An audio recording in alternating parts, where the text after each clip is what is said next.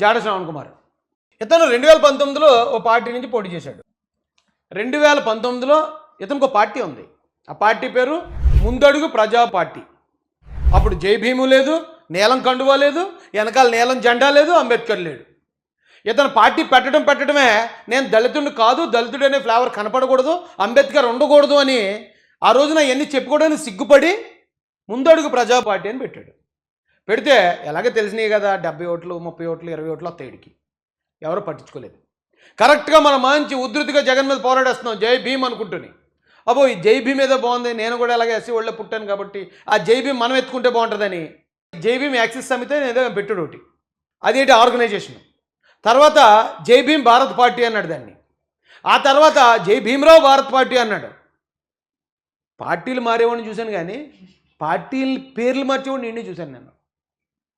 పార్టీల పేర్లు మార్చాడు. ముందడుగు ప్రజాబంధు పార్టీ, జై భీమ్ యాక్సిస్, తర్వాత జై భీమ్ భారత్ పార్టీ, ఇప్పుడు జై భీమరావు భారత్ పార్టీ. మరి రేపు ఇంకేమవుతుందో తెలియదు. రమాబాయి జై భీమ్ భారత్ పార్టీ అని పెడతాడేమో.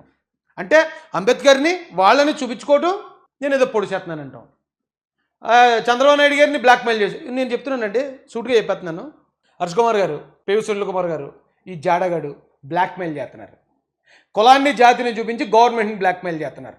బ్లాక్మెయిల్ చేస్తే గవర్నమెంట్కి ఎవరి మీద కోపం వస్తుంది?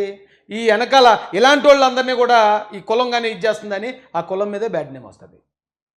డబ్బులు అడిగాడు, సీట్లు అడిగాడు, ఇవ్వలేదు, వెంటనే పార్టీ జంప్ ఇచ్చేసి ఇప్పుడు రోజు తిట్లే. రోజు పవన్ కళ్యాణ్ గారిని తిట్టడం, ఇంకోటి తిట్టడం, ఉండండి. పవన్ కళ్యాణ్ గారిని తిట్టినందుకు వీడికి ఎవడో కుర్రోడు భలే ఇచ్చాడండి కుర్రోడు.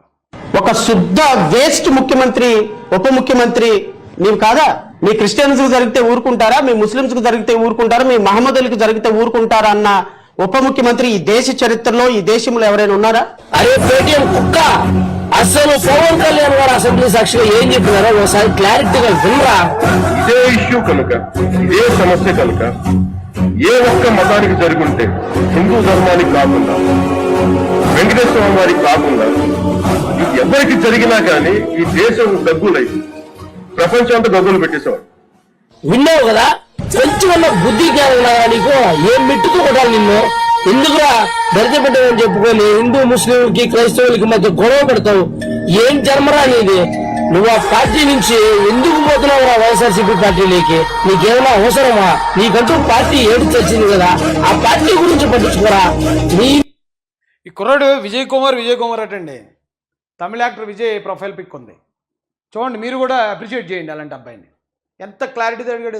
కుర్రాడు పెద్దగా చదువుకుని ఉండడు కానీ ఎంత తెలివిగా ఉన్నాడు, ఎంత తెలివిగా మాట్లాడుతున్నాడు. ఒరే జాడా, ఒరే కుక్క, నీకు పార్టీ ఉంది కదా, ఆ పార్టీ ఆడరా, నువ్వెందురే వేరే పార్టీ కోసం ఆడుతున్నావు అన్నాడండి. అరే. అలాగే దాంతోపాటు ఏమన్నాడండి, ఆ పవన్ కళ్యాణ్ గారు ఇదే కనుక వేరే మతాన్ని జరిగితే వేరే ఉన్ను అన్నాడు. కానీ ఎక్కడ పలానా మతాలను నేను ఎత్తలేదు. ఇంకా చెప్పాలంటే అండి, పవన్ కళ్యాణ్ గారు చాలా చోట్ల ఇప్పుడు ఈ లడ్డూ కల్తీ విషయంలో క్రిస్టియన్స్కి ముస్లింలకి సంబంధం లేదని చెప్పాడు ఆయన. భోలేబాబా డైరీ అనేది అతను హిందువే, వాళ్ళు ఈ కల్తీ చేసిన వాళ్ళు హిందువులే తప్ప ఇతర మతాలను అనక్కర్లేదు అన్నాడండి. ఆయన చాలా క్వాలిటీగా మాట్లాడతాడు.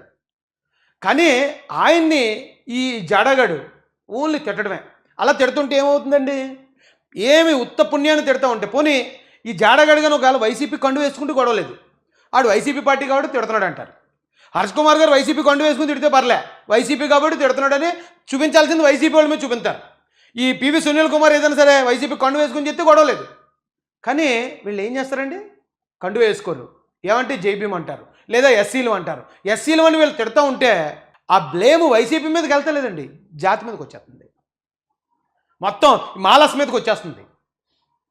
అది అలాంటి డబుల్ గేమ్ తప్పు కదా. నేనున్నాను పార్టీలో లేనప్పుడు, నేను మహాసేన రాజేష్ని, మహాసేనతో పోరాడాను. ఒకవేళ ఏమన్నా వస్తే నా మీదకి వస్తుంది, మహాసేన మీదకి వస్తుంది, అంతే తప్ప ఇప్పుడు మహాసేనలో కూడా ఎవరిని కేసులు ఇరికించలేదు. ఎవరో మా తెలంగాణ సన్నిధి పక్కు, అలాగే ఈస్ట్ గోదావరి ప్రెసిడెంట్ అయిన పండు ఎల్లమెల్లి మీద ఒకసారి దాడి జరిగింది, వైసీపీలు దాడి చేశారు, అది హత్య ప్రయత్నమే. అలాగే సన్నిధి పక్కన అరెస్ట్ చేశారు, అది తప్ప ఎవరు ఇరుక్కోలేదు. నేనే మొత్తం 30 కేసులు. కానీ ఈ రోజున హర్ష్ కుమార్ గారి వల్ల రీజెన్సీ సెరామిక్ దగ్గర నుంచి ఇప్పుడు దాకా ఎంతమంది, ఇంకెంతమంది పోవాలి? మీరు మాత్రం బాగుంటున్నారు, మీ ఇంట్లో పిల్లలు బాగుంటున్నారు, మంచిగా ఉండండి, దేవుడు మిమ్మల్ని ఇంకా దీవించాలని కోరుకున్నాను. కానీ ఎదుటోళ్ళని కూడా అలా కోరుకోండి. ఎందుకంటే వాళ్ళని రెచ్చగొడతారు.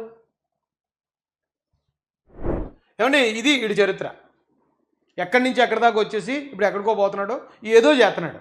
ఈ దరిద్రుడిని మాత్రం పేటల్లోకి వీధుల్లోకి రానివ్వకండి దయచేసి. ధన్యవాదాలు తెలియజేస్తున్నాను. భలే మాట్లాడాడు ఆయన. ఇందాకే చూశాను. ఎస్సీలని ఇలా చేస్తున్నారండి, కాకపోతే ఇందులో ఉన్నవాళ్ళు ఎవరు ఎస్సీలండి అని చెప్పి ఉండండి, ఆ వీడియో కూడా చూపించారు ఒకసారి. ఈయన మాట్లాడే మాటలు చూడండి. మాట్లాడిండు. ఇప్పుడు మీ అన్నగా చెప్తున్నా, మీకు లేటెస్ట్ ఉదాహరణ చెప్తున్నా. 100 ఏళ్ల క్రితం క్రైస్తవ వ్యవస్థ మీద 100 ఏళ్ల క్రితం ఉన్నత వర్గాల ప్రభావమే ఉన్నది. వాళ్ళు ప్రచారకులు, వీళ్ళు భక్తులు, అంతే. వాళ్ళు ప్రచారకులు, వీళ్ళు భక్తులు. ఇప్పటికీ 100 ఏళ్ల తర్వాత చరిత్ర చెప్తున్నా నేను పేర్లు. ఇప్పుడు చూడండి, చదువుతా. ఈ తెలుగు నేలను క్రైస్తవ మత ప్రచారాన్ని 99% ప్రభావితం చేసే పెద్ద పెద్ద ఫాదర్ల పేరు, పాస్టర్ల పేరు, బ్రదర్స్ పేరు మీకు చదివి వినిపిస్తా. ఇలా ఒక్క దళితుడి పేరు చెప్తే నేను అడగా. నేను 100 ఏళ్ల క్రితం 4 పేరు చెప్పాను. 100 ఏళ్ల తర్వాత 10 మంది పేరు చెప్తా. ఒక్కసారి ఆ 10 మంది పేర్లు వినండి. బ్రదర్ అనిల్ కుమార్, వైఎస్ రాజశేఖర్ గారు అల్లుడు, చాలా గొప్ప ప్రచారకుడు, బ్రాహ్మణ్. ఆయన పెద్ద ప్రచారకుడు అని చెప్పి మా బ్యాచ్, ఆయన గొప్పడు, గొప్ప ప్రచారకుడు అని చెప్పి వీళ్ళు వెళ్తారు. అక్కడ దాకా ఎదురు వీళ్ళు, కానీ ఎక్కడికి వెళ్తారు? ప్రచారకుడు ఎవరు? అనిల్. ఇప్పుడు మీరు చూడండి, ఒకే చోట ఉండి 100ల చోట్ల వీడియో, అది కెమెరాలు పెడతారు. ఏంటిది? అది డిజిటల్ సంబంధించిన పెట్టి లక్షల మందిని ప్రభావితం చేసే బ్రదర్ సతీష్ కుమార్, లక్షల మందిని ప్రభావితం చేసే బ్రదర్ సతీష్ కుమార్, ఓసీ కాపు. ఓకే, ఓసీ కాపు. బ్రదర్ కే పాల్, ప్రపంచ స్వార్థికుడే, మనందరూ తెలుసు. ఇక్కడ నుంచి ప్రపంచ దేశాలకు ప్రభావితం చేసే వ్యక్తి, Kapu. Okay. Brother John Wesley, brother Rajahmundry కేంద్ర జాన్ వెస్లీ, ఇతను మన మంగళ సోదరుడు, చాలా ప్రభావితం చేస్తున్నాడు, BC. Vijay Paul Reddy, brother Vijay Paul Reddy చాలా ప్రభావితం చేస్తున్నాడు. జయప్రకాష్ పాల్, బ్రాహ్మణ. జయప్రకాష్ పాల్, బ్రాహ్మణ. Pastor Shyam Kishore, OC Kamma. సిపెన్ పాల్, పాస్టర్ పీజే సిపెన్ పాల్, ఓసీ, బ్రాహ్మణ. ఓసన్న మినిస్ట్రీస్, జాన్ వెస్లీ, కాపు.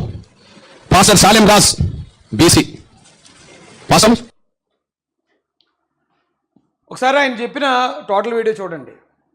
ఎవరైతే దళితుల్ని, దళిత క్రైస్తవుల్ని దొంగల్లా చూస్తున్నారో వాళ్ళే ఇదంతా తప్పు చేసినట్టు, వాళ్ళే మతం మారినట్టు, వాళ్ళే దేశానికి ఏదో లోటు అన్నట్టు, చేటు అన్నట్టు చూస్తున్నారో మీ ఆలోచన కొంచెం మారాలని నా రిక్వెస్ట్ అండి.